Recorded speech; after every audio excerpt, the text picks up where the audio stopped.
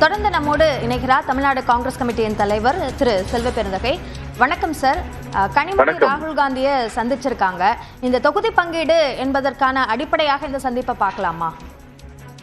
இல்லை, இது இயற்கையான கூட்டணி, இயற்கையான சந்திப்பு. இதுல என்ன ஆச்சரியப்படுறதுக்கு ஒன்றும் இல்லை. எப்போதும் ஒரு தேர்தலிலும் திராவிட முன்னேற்ற கழகத்தின் சார்பாக அவர்கள் பேசுவதும், காங்கிரஸ் பேரியக்கத்தின் சார்பாக ஒரு குழு அமைத்து நாங்கள் பேசுவதும் இது சாதாரண வாடிக்கையான நிகழ்வு தான்.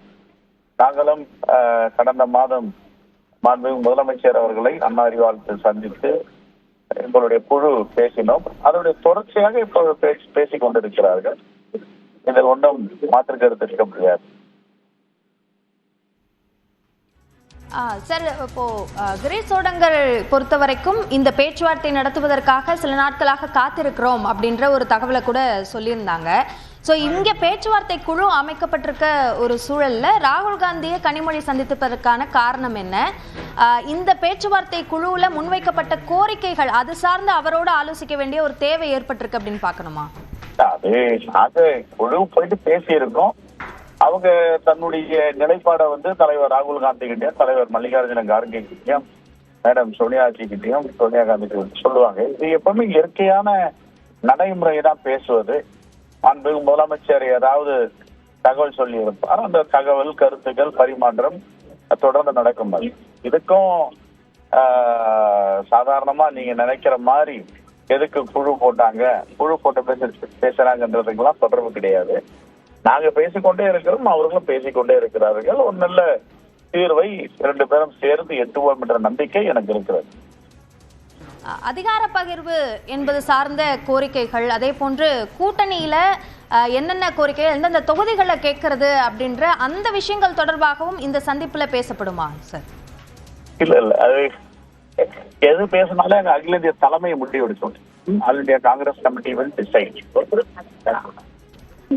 நன்றி திரு செல்வ பெருந்தகை. இணைப்பில் கருத்துக்களை எங்களோடு பகிர்ந்து கொண்டமைக்கு.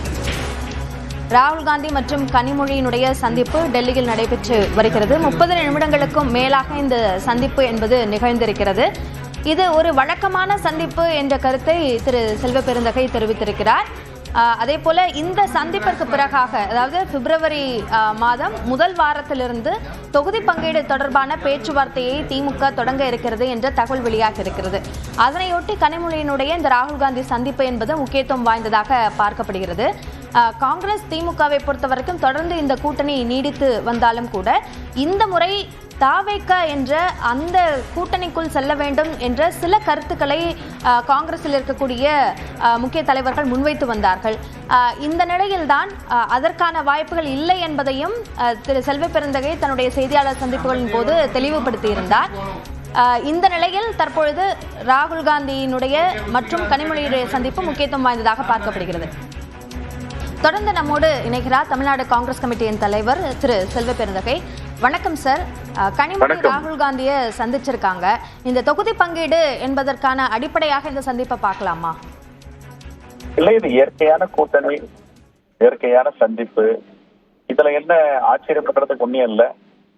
எப்போதும் ஒரு தேர்தலிலும் திராவிட முன்னேற்ற கழகத்தின் சார்பாக அவர்கள் பேசுவதும், காங்கிரஸ் பேரியக்கத்தின் சார்பாக ஒரு குழு அமைத்து நாங்கள் பேசுவதும் இது சாதாரண வாடிக்கையான நிகழ்வு தான். நாங்களும் கடந்த மாதம் மாண்புமிகு முதலமைச்சர் அவர்களை அண்ணா அறிவாலயத்தில் சந்தித்து எங்களுடைய குழு பேசினோம். அதனுடைய தொடர்ச்சியாக இப்போது பேசிக் கொண்டிருக்கிறார்கள். இதில் ஒன்றும் மாற்று கருத்து இருக்க முடியாது. சார், இப்போ கிரீஷ் சோடங்கர் பொறுத்த வரைக்கும் இந்த பேச்சுவார்த்தை நடத்துவதற்காக சில நாட்களாக காத்திருக்கிறோம் அப்படின்ற ஒரு தகவலை கூட சொல்லியிருந்தாங்க. ஸோ இங்கே பேச்சுவார்த்தை குழு அமைக்கப்பட்டிருக்க ஒரு சூழல்ல ராகுல் காந்தியை கனிமொழி சந்திப்பதற்கான காரணம் என்ன? இந்த பேச்சுவார்த்தை குழுவில் முன்வைக்கப்பட்ட கோரிக்கைகள் அது சார்ந்து அவரோடு ஆலோசிக்க வேண்டிய ஒரு தேவை ஏற்பட்டிருக்கு அப்படின்னு பார்க்கணுமா? அது குழு போயிட்டு பேசியிருக்கோம். அவங்க தன்னுடைய நிலைப்பாடை தலைவர் ராகுல் காந்தி கிட்டையும் தலைவர் மல்லிகார்ஜுன கார்கே கிட்டையும் மேடம் சோனியாஜி கிட்டையும் சோனியா காந்தி சொல்லுவாங்க. இது எப்பவுமே இயற்கையான நடைமுறையை தான் பேசுவது. அன்பு முதலமைச்சர் ஏதாவது தகவல் சொல்லி இருப்பார், அந்த தகவல் கருத்துக்கள் பரிமாற்றம் தொடர்ந்து நடக்கும். இதுக்கும் சாதாரணமா நீங்க நினைக்கிற மாதிரி எதுக்கு குழு போட்டாங்க, குழு போட்ட பேசுறாங்கன்றதுக்கெல்லாம் தொடர்பு கிடையாது. நாங்க பேசிக்கொண்டே இருக்கிறோம், அவர்களும் பேசிக்கொண்டே இருக்கிறார்கள். ஒரு நல்ல தீர்வை 2 பேரும் சேர்ந்து எட்டுவோம் என்ற நம்பிக்கை எனக்கு இருக்கிறது. அதிகார பகிர்வு என்பது சார்ந்த கோரிக்கைகள், அதே போன்று கூட்டணியில என்னென்ன கோரிக்கைகள் எந்தெந்த தொகுதிகளை கேட்கறது அப்படின்ற அந்த விஷயங்கள் தொடர்பாகவும் இந்த சந்திப்புல பேசப்படுமா சார்? இல்ல அது எது பேசினாலும் எங்க அகில இந்திய தலைமையை முடிவு எடுக்கும். All India Congress committee will decide. நன்றி திரு செல்வ பெருந்தகை. இணைப்பில் வந்து கருத்துக்களை எங்களோடு பகிர்ந்து கொண்டமைக்கு. ராகுல் காந்தி மற்றும் கனிமொழியினுடைய சந்திப்பு டெல்லியில் நடைபெற்று வருகிறது. 30 நிமிடங்களுக்கும் மேலாக இந்த சந்திப்பு என்பது நிகழ்ந்திருக்கிறது. இது ஒரு வழக்கமான சந்திப்பு என்ற கருத்தை திரு செல்வ பெருந்தகை தெரிவித்திருக்கிறார். அதே போல இந்த சந்திப்பிற்கு பிறகாக, அதாவது பிப்ரவரி மாதம் முதல் வாரத்திலிருந்து தொகுதி பங்கீடு தொடர்பான பேச்சுவார்த்தையை திமுக தொடங்க இருக்கிறது என்ற தகவல் வெளியாக இருக்கிறது. அதனையொட்டி கனிமொழியினுடைய இந்த ராகுல் காந்தி சந்திப்பு என்பது முக்கியத்துவம் வாய்ந்ததாக பார்க்கப்படுகிறது. காங்கிரஸ் திமுகவை பொறுத்தவரைக்கும் தொடர்ந்து இந்த கூட்டணி நீடித்து வந்தாலும் கூட இந்த முறை தாவேக என்ற அந்த கூட்டணிக்குள் செல்ல வேண்டும் என்ற சில கருத்துக்களை காங்கிரஸில் இருக்கக்கூடிய முக்கிய தலைவர்கள் முன்வைத்து வந்தார்கள். இந்த நிலையில்தான் அதற்கான வாய்ப்புகள் இல்லை என்பதையும் திரு செல்வ பெருந்தகை தன்னுடைய செய்தியாளர் சந்திப்புகளின் போது தெளிவுபடுத்தியிருந்தார். இந்த நிலையில் தற்பொழுது ராகுல் காந்தியினுடைய மற்றும் கனிமொழியுடைய சந்திப்பு முக்கியத்துவம் வாய்ந்ததாக பார்க்கப்படுகிறது. தொடர்ந்து நம்மோடு இணைகிறார் தமிழ்நாடு காங்கிரஸ் கமிட்டியின் தலைவர் திரு செல்வ பெருந்தகை. வணக்கம் சார். கனிமொழி ராகுல் காந்தியை சந்திச்சிருக்காங்க. இந்த தொகுதி பங்கீடு என்பதற்கான அடிப்படையாக இந்த சந்திப்பை பார்க்கலாமா? இல்லை, இது இயற்கையான கூட்டணி, இயற்கையான சந்திப்பு. இதுல என்ன ஆச்சரியப்படுறதுக்கு ஒன்றும் இல்லை.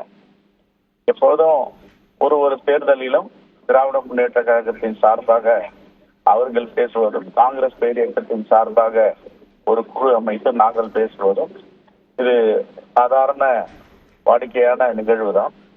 நாங்களும் கடந்த மாதம் மாண்புமிகு முதலமைச்சர் அவர்களை அண்ணா அறிவாலயத்தில் சந்தித்து எங்களுடைய குழு பேசினோம். அதனுடைய தொடர்ச்சியாக இப்போது பேசிக் கொண்டிருக்கிறார்கள். இதில் ஒன்றும் மாற்று கருத்து இருக்க முடியாது. சார், இப்போ கிரீஷ் சோடங்கர் பொறுத்த வரைக்கும் இந்த பேச்சுவார்த்தை நடத்துவதற்காக சில நாட்களாக காத்திருக்கிறோம் அப்படின்ற ஒரு தகவலை கூட சொல்லியிருந்தாங்க. ஸோ இங்கே பேச்சுவார்த்தை குழு அமைக்கப்பட்டிருக்க ஒரு சூழல்ல ராகுல் காந்தியை கனிமொழி சந்திப்பதற்கான காரணம் என்ன? இந்த பேச்சுவார்த்தை குழுவுல முன்வைக்கப்பட்ட கோரிக்கைகள் அது சார்ந்து அவரோடு ஆலோசிக்க வேண்டிய ஒரு தேவை ஏற்பட்டிருக்கு அப்படின்னு பார்க்கணுமா? அது குழு போயிட்டு பேசியிருக்கோம். அவங்க தன்னுடைய நிலைப்பாடை தலைவர் ராகுல் காந்தி கிட்டையும் தலைவர் மல்லிகார்ஜுன கார்கே கிட்டையும் மேடம் சோனியாஜி கிட்டையும் சோனியா காந்தி சொல்லுவாங்க. இது எப்பவுமே இயற்கையான நடைமுறையை தான் பேசுவது. மாண்புமிகு முதலமைச்சர் ஏதாவது தகவல் சொல்லி இருப்பார், அந்த தகவல் கருத்துக்கள் பரிமாற்றம் தொடர்ந்து நடக்கும். இதுக்கும் சாதாரணமா நீங்க நினைக்கிற மாதிரி எதுக்கு குழு போட்டாங்க, குழு போட்ட பேசுறாங்கன்றதுக்கெல்லாம் தொடர்பு கிடையாது. நாங்க பேசிக்கொண்டே இருக்கிறோம், அவர்களும் பேசிக்கொண்டே இருக்கிறார்கள். ஒரு நல்ல தீர்வை 2 பேரும் சேர்ந்து எட்டுவோம் என்ற நம்பிக்கை எனக்கு இருக்கிறது. அதிகார பகிர்வு என்பது சார்ந்த கோரிக்கைகள், அதே போன்று கூட்டணியில என்னென்ன கோரிக்கைகள் எந்தெந்த தொகுதிகளை கேட்கறது அப்படின்ற அந்த விஷயங்கள் தொடர்பாகவும் இந்த சந்திப்புல பேசப்படுமா சார்? இல்ல அது எது பேசினாலும் எங்க அகில இந்திய தலைமையை முடிவு எடுக்கும். All India Congress committee will decide. நன்றி திரு செல்வ பெருந்தகை. இணைப்பில் வந்து கருத்துக்களை எங்களோடு பகிர்ந்து கொண்டமைக்கு. ராகுல் காந்தி மற்றும் கனிமொழியினுடைய சந்திப்பு டெல்லியில் நடைபெற்று வருகிறது. 30 நிமிடங்களுக்கும் மேலாக இந்த சந்திப்பு என்பது நிகழ்ந்திருக்கிறது. இது ஒரு வழக்கமான சந்திப்பு என்ற கருத்தை திரு செல்வ பெருந்தகை தெரிவித்திருக்கிறார்.